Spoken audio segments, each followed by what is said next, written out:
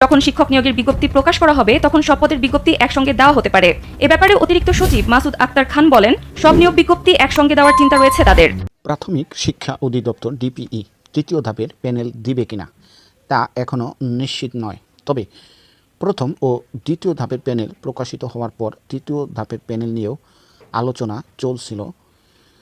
তবে তৃতীয় ধাপের চূড়ান্তভাবে নিয়োগ সম্পন্ন হয়েছে, মোটামুটি অনেক সময় হয়ে গেছে। প্যানেল দিলে এর মধ্যে আসা উচিত ছিল। তবে এখন পর্যন্ত প্যানেল সংক্রান্ত কোনো অধিদপ্তর থেকে আপডেট আসে নাই। সেক্ষেত্রে প্যানেল দেওয়ার সম্ভাবনা কতটুকু?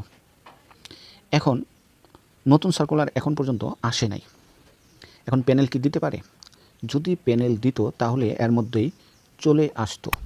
তবে প্যানেল দেওয়ার সম্ভাবনা এখন নাই বললেই চলে।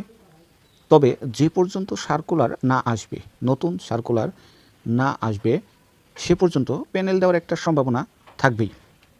তবে নতুন সার্কুলার আসলে প্যানেল দেওয়ার যে বিন্দু পরিমাণ একটা আশঙ্কা আছে, সম্ভাবনা আছে, সেই জিনিসটা আর থাকবে না।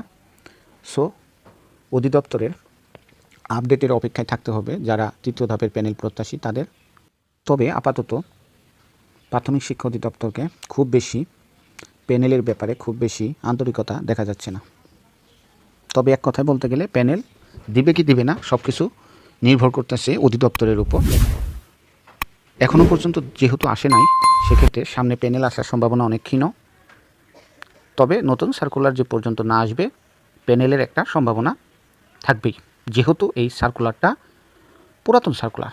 এখন আপাতত প্যানেল বা ওয়েটিং লিস্ট বিভিন্ন মন্ত্রণালয় বা অধিদপ্তরের স্থগিত অবস্থায় আছে, কিন্তু এটা পুরাতন সার্কুলার বিদায় অবশ্যই একটা সম্ভাবনা, যে পর্যন্ত নতুন সার্কুলার না আসবে প্যানেলের একটা সম্ভাবনা থাকবেই।